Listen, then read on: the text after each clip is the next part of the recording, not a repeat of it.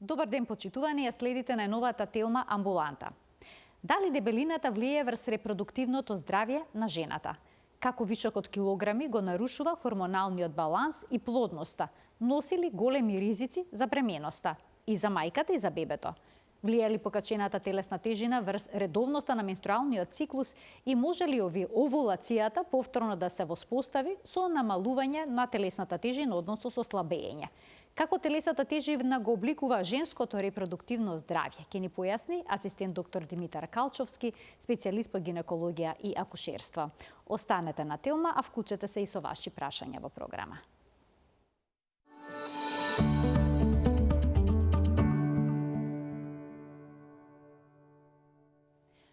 Зошто гинеколозите инсистираат жената да има нормална телесна тежина, односно нејзината телесна тежина да се движи во границите на нормалата?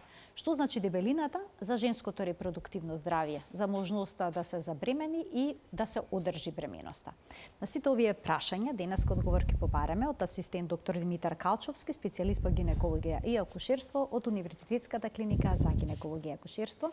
Докторе, добар ден, добре дојдовте во телма Амбуланта. Добар ден, драго ми е за поканата, пред се за можноста да разговараме за една интересна тема, која што мислам дека ретко може би се зборува вака на, да речеме, на телевизиските екрани, а особено што колку сеќавам добро, нели вчерашниот ден беше Светски ден, светски ден, да, така да секако е убава тема за која што можеме да фатиме и од оваа страна, од нашата страна, така, гинеколошката. И од гинеколошкиот аспект. Така. Се повеќе луѓе во светот, па и жените се соочени нормално со зголемена телесна тежина, како кај помладата, така и кај повозрасната популација се забележува проблем со дебелината.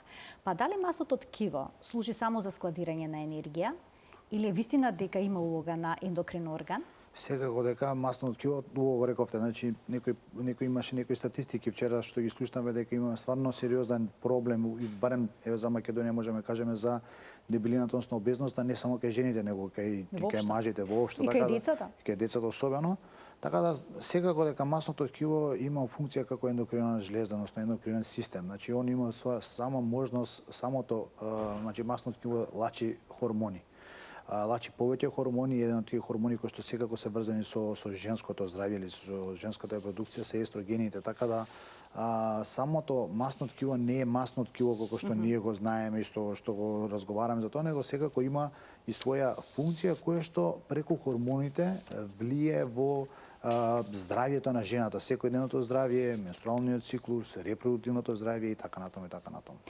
Дали овие хормони што ги излачува масното ткиво доведуваат до некаков дисбаланс на естрогенот? Влие ли сето тоа на јајниците? Секако, значи како што напоменавме, самото масно ткиво има можност да лачи естрогени.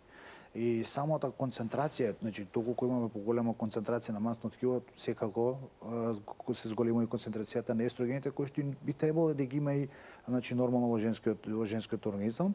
Сега колку е поголемо масното ткиво, односно колку е да речеме по-обезна пациентката, секако дека концентрацијата на естрогените се зголемува. Индиректно тоа всушност влие после тоа и на целиот метаболизам на жената, значи таа оска помеѓу хипофиза, хипоталамус, хипофиза и јајниците секако дека влие и подоцна е пореметува таа нормално функционирање на таа оска и нормално функционирање кај други жени кои што не се толку обесни. Така да сите хормони се поврзани меѓу себе. Дефинитивно. Дисбаланс на еден хормон доведува до промени кај останатите. Се е поврзано кај човечкиот организам, нормално кај жената, особено со хормоните се е тоа поврзано и после тоа многу е тешко буквално знаете како пациентите кога доаѓаат во амбуланта имаат потреба, мислат дека само со едно апче да речеме или со една терапија оно тоа све ќе се среди. Не е баш така, значи не е воопшто едноставно, потребно е многу време за да може да се дојде до одредено, да речеме, балансирање, да влие. Значи не е само таблетите, тука знаете начинот на живот, стрес и сите работи влијаат во односните работи, но во случајот кај што веќе знаеме дека имаме фактор кој што ризик фактор ја пореметува таа хормонална оска, секако треба да се насочиме на тој да го решаваме. Дали има вистина дека девојчињата кои што имаат покачена телесна тежина порано ја добиваат првата менструација? Да, секако има зачестено, значи отприлика некаде 2 до 3 пати кај пообезни девојчиња има тенденција да добијат менарха, односно прва менструација многу порано. Сега и веќе и начинот на живот, како што рековме, и храната исто влие да е пореметена таа граница за прва менструација или менарха кај младите девојчиња, кои порано се сметал некаде околу 13-14 годишна возраст. Сега девојчињата знаат и да добијат и многу порано, но самата обезност, самата дебелина секако влие да добијат и многу порано, баш поради овие фактори кои што ги кажавме. Самата концентрација кои што имаат кај нив многу порано го информираат, значи, мозокот каде што започнува таа, да речеме, осказ, каде што ќе делуваат на јајниците, ќе делуваат на матката и она ќе добие менструација, кое што и не е толку добро нормално.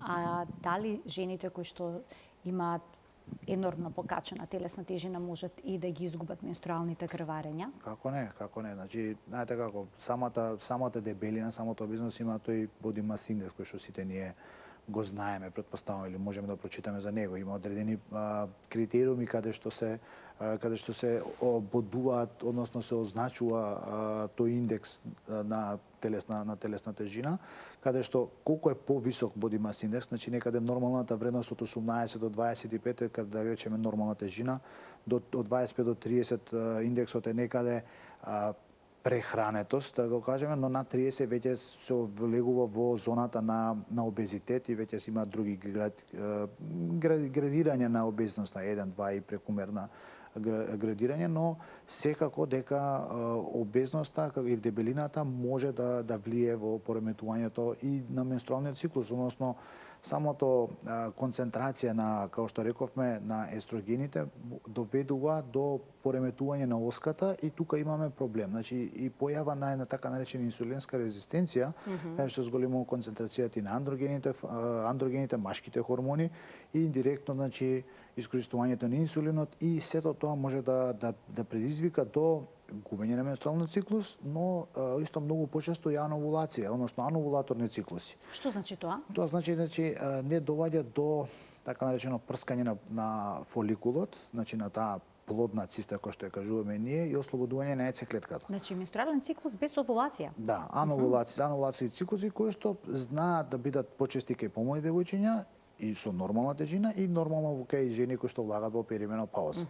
Значи такви ановулацијски циклуси се случуваат и кај секоја жена, но нормално кај пообезните пациентки тие се многу почести, бидејќи како што го напоменавме, немаме доволна концентрација на хормони кои што ќе предизвикаат прскање на тој фоликул и ослободување на яйцеклетката. Самото тоа индиректно ги повлекува последни другите работи. Доколку не настане, значи, ослободување на яйцеклетката, имаме неможност да настане оплодување на яйцеклетката, така да тука е врзано со самото можност за забременување и индиректно после тоа непрскање на фоликулот може да влие подоцна во вторијата фаза на менструалниот циклус, каде што, како што рековме, може да воопшто не настане на добивање на менструален циклус. И тој да се пролонгира.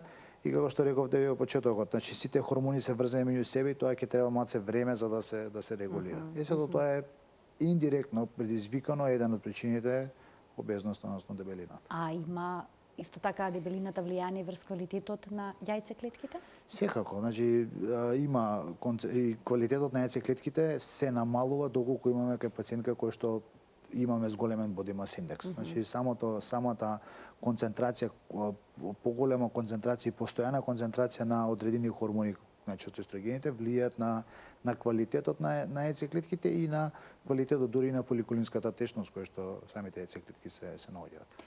Колку килограми треба да изгуби жената за да се нормализира менструалниот циклус?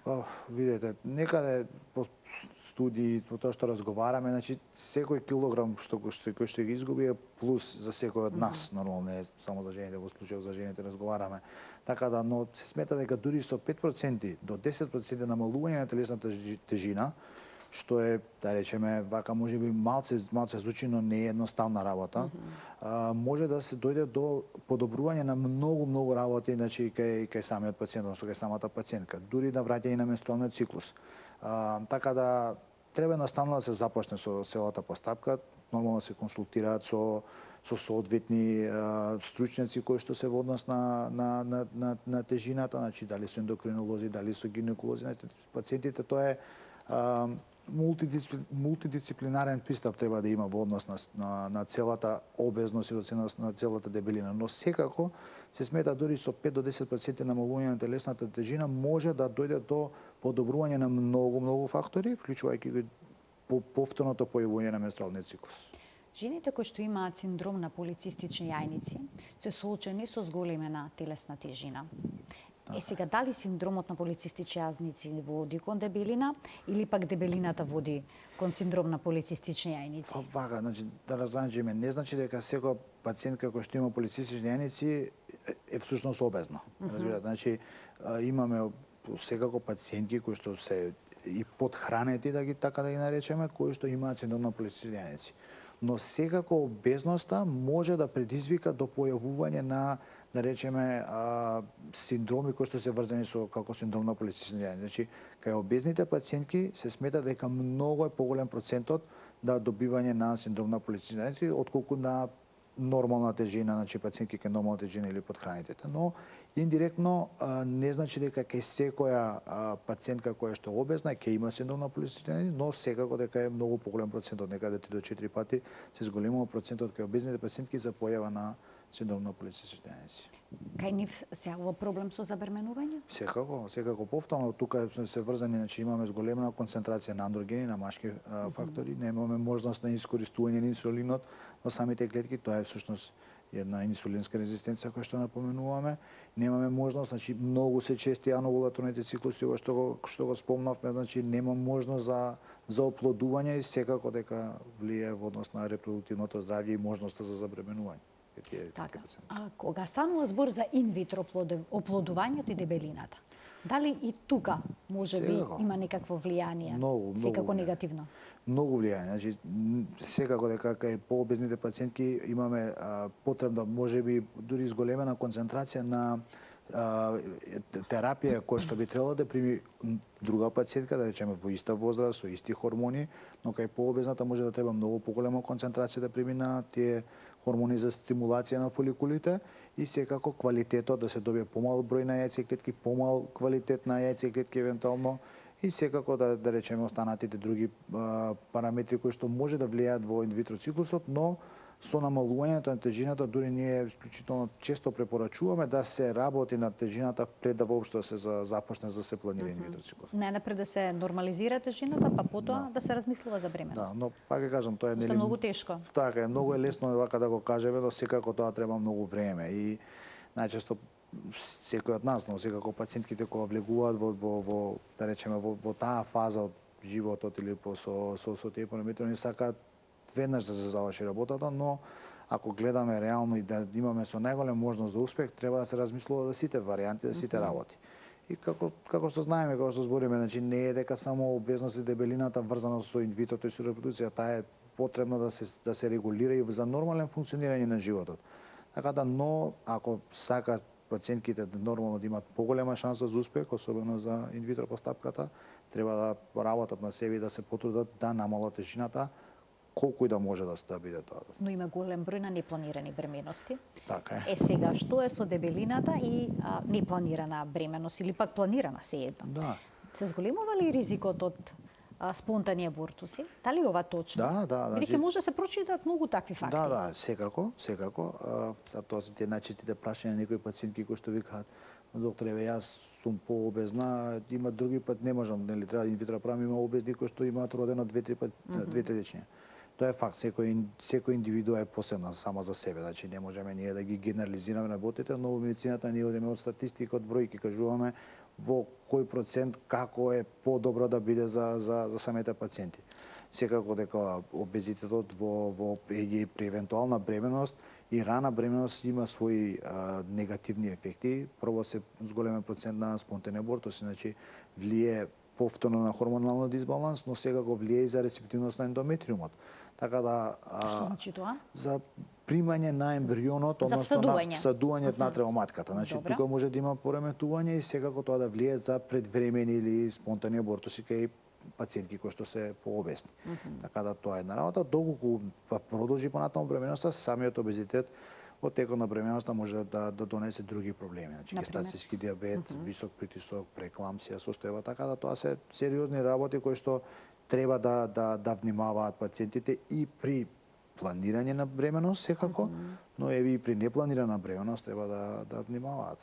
Среќавате често трудници со кои што ја започнале бременоста со покачена телесна тежина да се соочат со гестацијски дијабетес? Па да, често е, значи некаде пак ќе кажам, мислам некаде до 2 до 3 пати поголема шансата кај пообезни пациентки да развијат гестацијски дијабет доколку да речеме при нормален обезитет кај тие пациентки и се случува, секако дека се случува и често за среќа се решава само со хигиено-диететски режим, значи со намалена, со само правилен внес, значи на здрава исхрана, внес на здрава исхрана, но секако дека е зголемен процентот на пациентки кои што може да развијат гестацијски дијабет при зголемен обезитет, но не е само гестацијски дијабет, како што реков, имаме и други сериозни состојби кои што влијаат во текот на бременоста и самата обезност може да влие негативно да влие на целата бременост која што може да биде. Поминавте прееклампсија. Да. Тоа е сериозна состојба Па во бременоста. да, значи тоа е состојба каде што имаме зголемен притисок, значи имаме протеинурија, значи имаме излачување на протеините преку урината, така да тоа може да доведе до стварно сериозни состојби и хоспитализација, значи треба да биде хоспитализирана пациентката, така да сериозно, значи мора да внимаваат. Знаете, кај нас како има некое мислење дека во текот на бременоста треба да се јаде повеќе за двајца, некои тие разговори кои што целосно не е точно, не е вистина, че самиот плод доколку пациентката е бремена, он секако ќе си земе тоа што му треба. Ви разбирате, значи не е потребно да се јаде повеќе за да може да биде. Сега дали е тоа изговор некаков за самите пациенти, дали секако самата бременост и влие и врз психичката состојба на пациентката, сето тоа има разбирање, но мора самите пациенти највеќе сами себе да си помогнат. Ние можеме да даеме совети, него они се тие кои што тоа најдобро ќе влијат. Конкретно за мои пациентки најчесто ја што разговарам, ни шала, ни смеа, но секако ни некоја реална вистина и совет кој што им го давам, јас им препорачувам во текот на бременоста да можат максимално, ако може да зголема телесна тежина, некаде од 5 до 10 килограми. Што вака звучи можеби малце за некого многу, но ако гледаме физиолошки, значи плодот, да речеме, нормална телесна тежина да има некаде од 3 до 3,5 килограми, тука е плодовата вода, постелката, така да тоа се некои си нормална тежина која што би требало пациентката да ја добие во текот на бременоста. Се што е повеќе од тоа е нешто што после породувањето, нели, дај Боже све да заврши како што треба, тоа ќе остане. После тоа треба да се размислува и за тој момент. А обично колку качуваате, докторе, што говори вашето искуство? Па, колку стварно килограми? има и различни, секоја пациентка различна, но сме имале пациентки кои што качуваат преку 20 килограми, преку 25 килограми, преку 30 килограми, што е изузетно многу. Значи тоа е изузетно многу и тоа многу влие после породувањето, знаете како, нели, најчесто како збориме, лесно е да се накачи тежината, тешко е после тоа да се симне. Така да дефинитивно треба да внимаваат, дефинитивно секој да А внимава. како ќе влие сето тоа врз начинот на породување? Има ли вистина дека жените кои што имаат проблем со телесната тежина, Да. обично се породуваат со царски рез? Или тоа не е точно? Па има некоја си зголемен процент, но не е дека самата тежина влие на индикацијата за постојање на царски рез, но секако има одредени некои статистики кои што кажуваат можности, значи дистоки, неможност на спуштањето, правилното спуштање на плодот во текот на спонтанното породување и потешката комуникација, значи со пациентката да може тоа да настане спонтано породување, и затоа некако се одлучуваме во однос на да се заврши тоа оперативно со помош на царски рез. Но верувате, значи самата обезитас, самата дебелина кај пациентки кои што се оперирани со царски рез, тоа носи после тоа други компликации, така да Например? Па видете, самата рана која што се оперира, доколку развила гестацијски дијабет, имаме многу потешко зараснување на раните. Значи сепак е тоа операција, знаете како раната треба да зарасне. Самата мобилизација на пациентката при спонтано породување многу побрзо можеме да застанеме на нозе. Во овој случај при царски рез она има други компликации, требаат неколку дена, па неколку недели за може да застане на нозе. Така да сето тоа како ви кажам, значи е ланчен систем кој што едното со другото ги повлекува работите и ние сме многу сретни кај пообезни пациентки доколку настане спонтано породување, тоа е дефинитивно најдобро за сите, особено за пациентката и за плодот секако. А дали мајчината дебелина ќе влие врз тежината на новороденчето? Ќе роди покрупно или поситно бебе? Доколку се развил гестатски диабет, очекувано да имаме и покрупни плодови, значи некои си така макросомни преку 4 кг дечиња, кои што и повторно тоа сето тоа го влијаат во однос на начинот на породувањето. Кај покрупни плодови нормално е потешко да биде спонтаното породување. Полесно се одлучуваме за се заврши оперативно, доколку нормално има одредени индикации за такво нешто, така да се до тоа си влијае. Така да некогаш мајката што велат народно се вели јаде за двајца крупна, а бебето ќе биде многу ситно. Како тоа може? Тоа може да е. Значи, генерално, видите, самото обезност ние овие сите работи ги кажуваме доколку сите системи се поврзани, но не мора значи, пак ќе кажеме, плодот може да си ги земе само потребните хранливи материи од мајката. Плодот нема да зема дополнителни работи. Доколку се развива гестатски диабет, во тој случај доколку плодот е помал, тогаш се сомневаме за други проблеми кои што може настане, да речеме, во однос на циркулацијата од мајката со постелката со плодот. Така да има други работи кои што мора да внимаваме и секако тие се пациентки, да речеме, не се во високоризични бременности, но секако со поголемо внимание ги водиме во текот на бременоста. Многу жени сакаат безболно породување со помош на анестезија која што се аплицира директно во рбетот. Епидурална или спинална? Дебелината има ли некакво влијание врз количината, да речеме, на анестезија која што треба да се прими? Во принцип, можеме од искуство секако анестезиолозите. Бидејќи не сте анестезиолог, но сте присутен во породилната сала. Секогаш малце потешкоти и поголеми потешкоти, да речеме, почести потешкоти при аплицирање на таква анестезија, како што рековте вие, регионална анестезија, кај пообезни пациентки. Секогаш е многу потешко, бидејќи самата, да речеме, висцерална маса може да се најде на секаде во телото и е многу потешко, значи да може да се аплицира таква анестезија и како што реков, во однос на количината на анестетик, не знам точно да кажам, но генерално знам дека има дефинитивно потешкоти за аплицирање на таква анестезија кај пообезни пациентки. Ќе ги вклучиме гледачите од овој момент. Почитувани, емисијата е контактна. Слободно можете да поставите прашање кое што поврзано со темата на која што говориме, а тоа е здравието, репродуктивното здравје кај жените и покачената телесна тежина.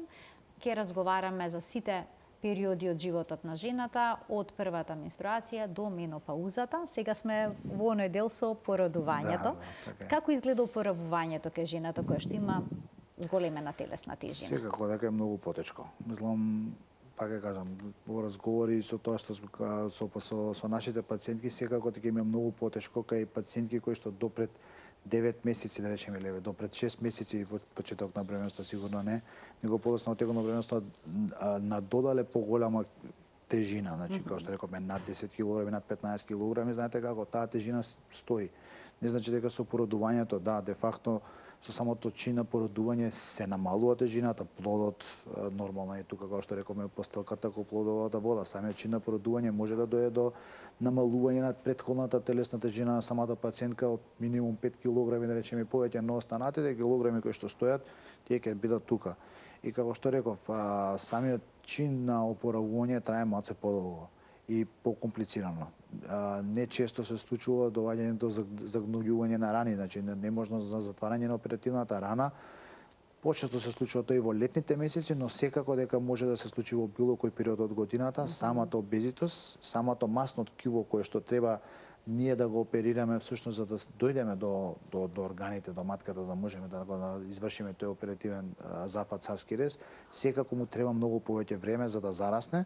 И не само тоа, него тоа е може и потенцијална подлога за одредени инфекции, за работи кои што дополнително ги пореметуваат и ги влошуваат и го продолжуваат фазата на закрепнување кај пациентката. Ќе ги вклучиме гледачите, потоа ќе преминеме на периодот на перименопауза и менопауза и влијанието на дебелината. Добар ден за првиот гледач. Добар ден. Повелете, во програма сте. Поздрав до докторот Педова. Ви благодарам. Поздрав. Имам едно прашање. Повелете. Дали дебелината влијае пример за достојност бременност? За бременност.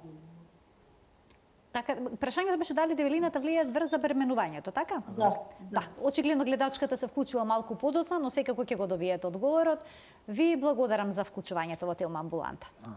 Како што напоменавме да одговориме, секако дека влијае дебелината, затоа што пак една од главните причини е тие ановулацијски циклуси кои што ги рекавме, односно немањето овулација кај пациентки кои што се пообезни. со самото немање овулација немаме можност за настане оплодување на яйцеклетката од страна на сперматозоидот и индиректно, значи всушност можноста за бременост е сведена воопшто на невозможно да настане бременост. Така да самото влијание, самото намалување на телесната жинја и поставувањето, да речеме, на таа оска помеѓу хипоталамус, хипофиза, јаниците може да помогне да влие да се воспостави нормален менструален циклус и индиректно со тоа да се воспостави и да се постигне овулација. Таа овулација подоцна со правилно планирање, дали самите пациентки користат одредени најчесто сега апликации, дали одредени тестови, дали со одење на прегледи кај нивниот гинеколог, матичен или во одредени установи, може да се следи ултразвучно, да се процени, да се види точно кога би биле потенцијално овулацијата, секако и со наша мала помош, па подоцна да се планира точно кога би можело да настане оплодувањето. Значи, тоа на ехо може да се процени, така?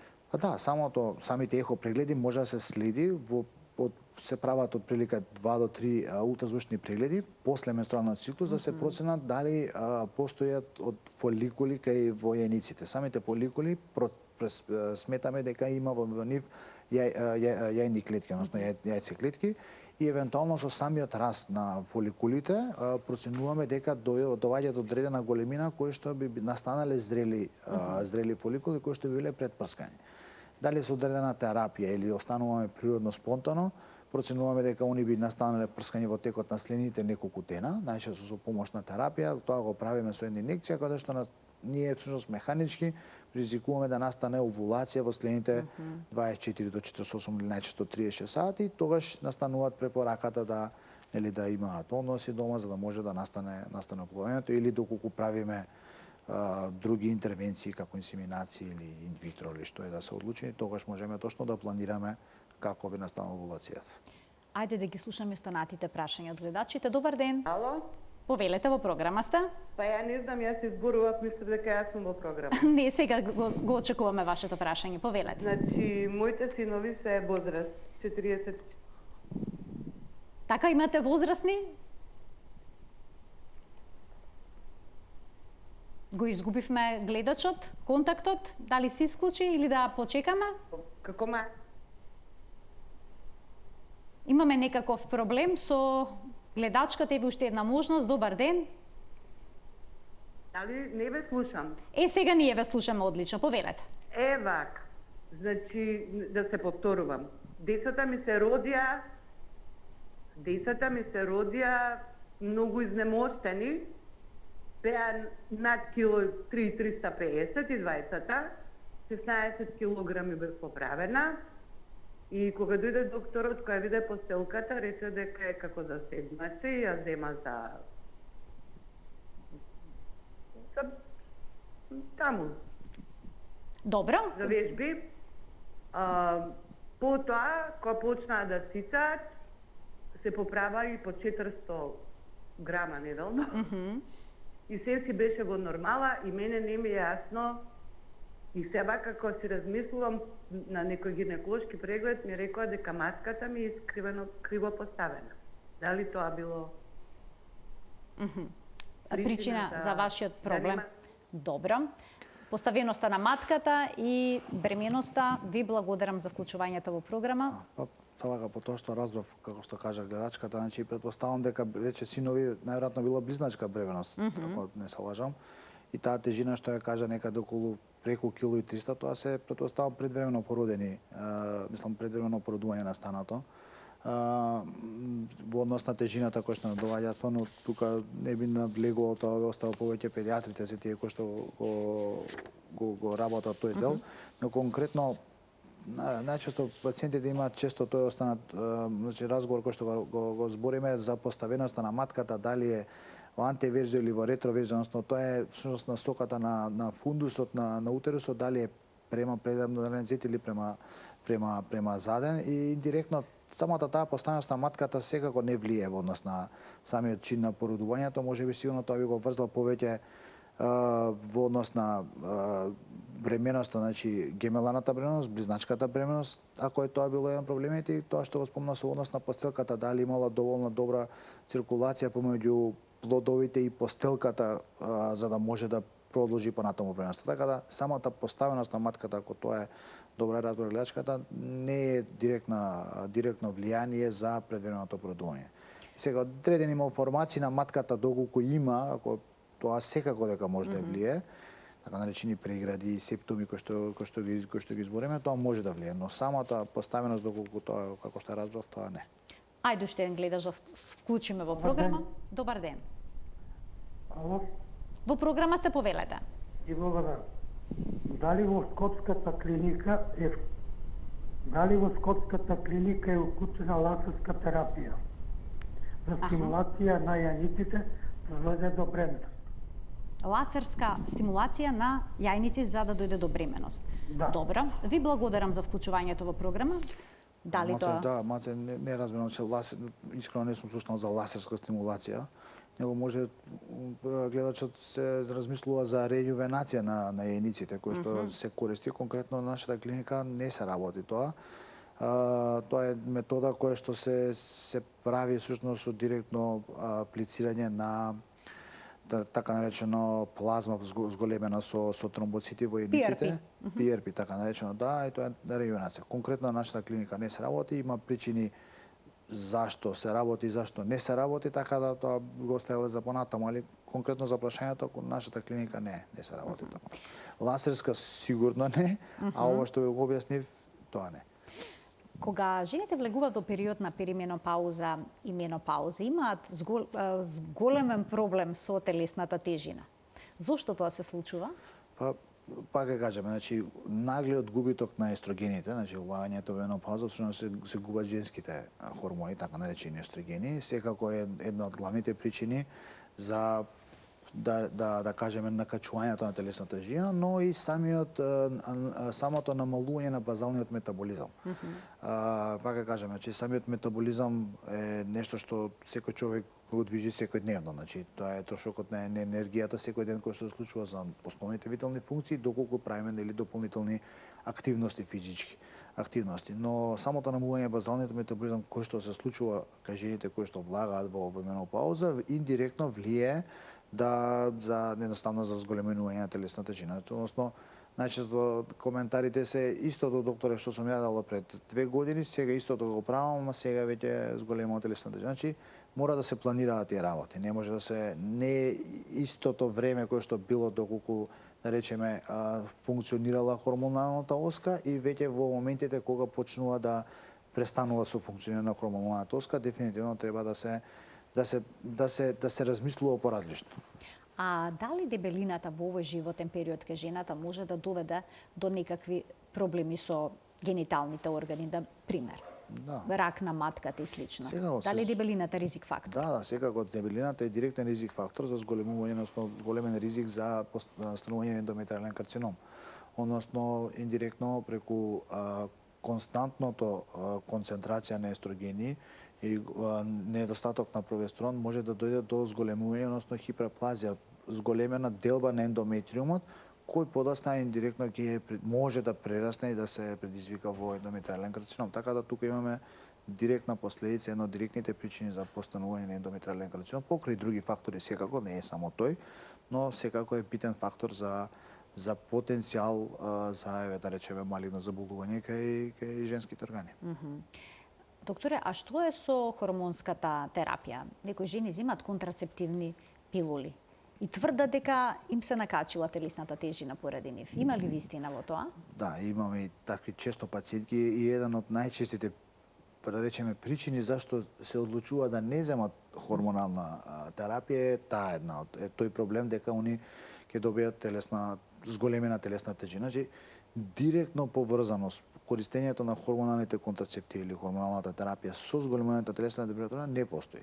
Значи постои користењето на хормоналните апчиња дека они зголемуваат апетит, тоа секако, дека задржуваат течности, тоа секако, но пак ќе кажам, јас најчесто пак ќе кажам како што разговарам со моите пациентки, значи зголемен апетит очекувајте да имате, но тоа нека потрудете се да не ве тера да јадете повеќе. Значи како тоа е една психичка состојба во кој што користењето на таблети, како што рековме во текот на бременоста, психичка самата пациентка е полесно е да да речем да земе да внесува повеќе храна, нездрава храна најчесто, и индиректно тоа може да влие подоцна на зголемената телесна тежина секако.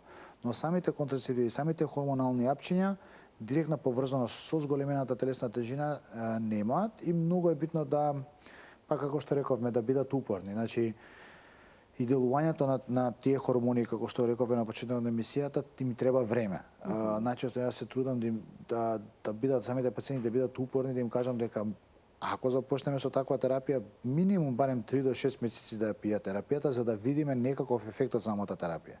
Кај некој пациентки може да има ефект од првиот месец, кај некој пациентки може да има ефект и после 6-тиот месец, дека тие апчиња дека делуваат, секако дека делуваат, дека од нив се зголема телесната тежина, по моето искуство не би рекол, но повеќе влијанието и психичкото момент дека изголемениот апетит секако дека може да помогне. А во период на перименопауза и на менопауза, дали хормонската терапија, заместителна која што се нарекува, пак може да ја регулира телесната тежина? Дали е во тој период обратно или не е? Па, во принцип, пак ќе кажам, значи, доколку се надминат, јас често ја користам и ја ординирам кај моите пациенти, особено во тој период, нормално со сите претходни подготовки, се што треба да биде, и со малце почести контроли кои што ги препорачувам доколку се започне со таква терапија, но дали ќе ја регулира? Значи, дајте како, ако се пројдат тој период на адаптација кој што може да трае месец, може да трае 6 месеци, ретко и подолго, но ако се пројде тој период на адаптација за екзоген прием на хормонални апчиња кај секоја пациентка, секако дека можат многу повеќе да и помогнат на самата пациентка отколку што би одмогнале. Пак ќе кажам, пак има одредени работи кои што малце почести гинеколошки контроли правиме, контроли на трансфузиолог да се видат индиректно дали има некои други проблеми, дали може самата пациентка да прима такви. Бидејќи може тромбоза да се јави? Секако, да, значи зголемена честota на тромбоза може да се јави со континуирано примена, но пак ќе кажеме тоа не значи дека секоја пациентка тоа дека ќе развие тромбоза. Доколку редовно се контролира, доколку се направат соодветни претходно подготовки пред да прима ваква терапија, може да биде доста сигурна во терапијата. А дали самата дебелина носи ризик фактор од тромбоза за време на бременост? Да, тоа дефинитивно влие, самата дебелина влие на да речеме зголемен процент на тромбоза кај гравидите, кај бремените жени. Тоа секако. Вела дека висцеларните масти се особено проблематични, оние што се наоѓаат помеѓу внатрешните органи, онаа стомачна дебелина. Дали таа има некаков ефект врз сексуалното здравје кај жената, врз незиното либидо? Да, значи Бидејќи такви податоци можеме да прочитаме. Има. Значи еден е психичката состојба на самата пациентка, значи знаете како нели она изразот во гледалото дали самите себе си се допаѓаме кога се гледаме, значи секако висцералната дебелина секако дека влие, значи тоа има и надворешна експресија, не е само околу внатрешните органи, но индиректно, значи самата зголемена концентрација, како што рековме, на естрогените, континуираната концентрација на одредени хормони индиректно влијаат, така и јас сум прочитал доста некои студии кои што влијаат на намалувањето на либидото.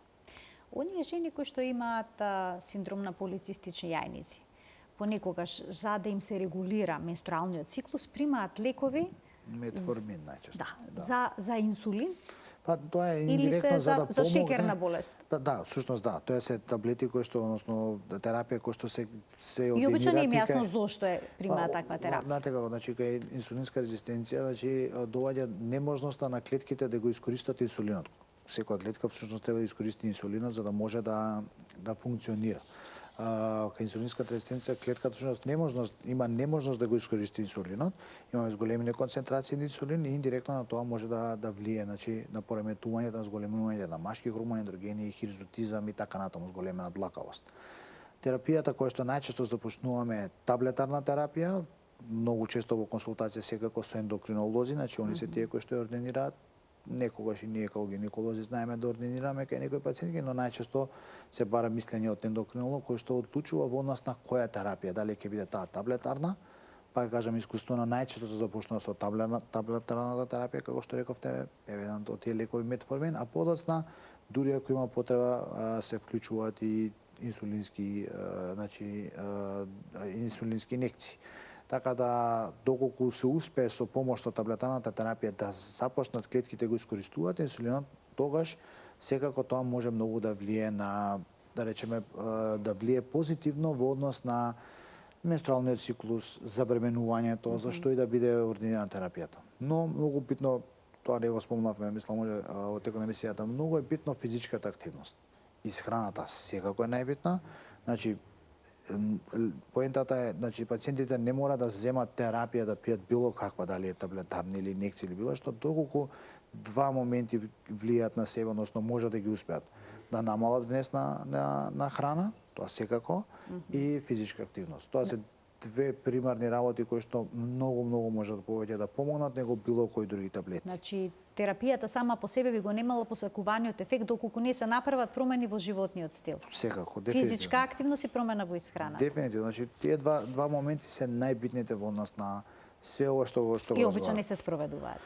Па тоа е најтешкиот момент. Значи, затоа го реков, сите ние мислиме дека со одредени таблети, со одредени начини, со одредена терапија кој што ќе ординира доктор, дека тоа ќе помогне. Тоа секако може да помогне и да влие, не викаме дека не, но побитните работи за кои што не треба никаква терапија и никој не ви е потребен се тие два моменти: внесна исхрана, значи лимитиран внесна исхрана и физичка активност. Со самото тие да речеме вежби едноставни можат многу све ова што го разговаравме може да го решат. Значи со нормализирање на телесната тежина всушност се решаваат многу здравствени тегоби. Промена животниот стил е многу битна работа. Најдобра превенција. Така е. Сега пак ќе кажуваме секогаш, значи лесно е да се каже, тешко е тоа да се направи, но не е невозможно, значи мора секој од нас да работи прво сам на себе, па подоцна да може да применува одредени други работи. Колкав дел од пациентките успеваат да ја намалат телесната тежина кога сте им советувале, а се соочувале со неплодност? Многу е тешко. Значи многу е тешко. Стварно мислам, знаете како, и многу е битно, јас најчесто кога разговараме, сега доаѓаме во ситуација на пример, нели возраста е многу битна работа. Значи едно е да разговори со помлади пациентки, сме имали такви, друго е пациентки кои што се во поодминати години, едно е пациентки кои што се борат за репродукција, значи за бременност, друго е пациентки кои што се завршиле со репродуктивна фаза, но знаете како, каква и да е промена, каква и овие работи што ги кажуваме, за тоа треба време. Доколку се работи за помлади пациентки, секако имаме време кој што може да разговараме, да ги следиме. Дали тоа ќе бидат 6 месеци, дали ќе бидат на година дена.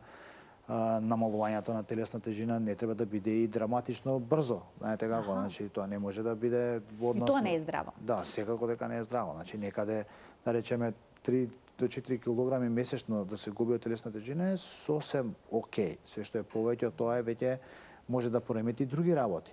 Најчестиот еден од проблемите кои што сите од нас ги имаме, не само жените, значи да се намали одредена телесна тежина, па после за многу брзо време да се врати таа истата телесна тежина. Знаете како, значи промената на животниот стил, како што вие спомнавте, е многу битна работа за да имаме реални ефекти.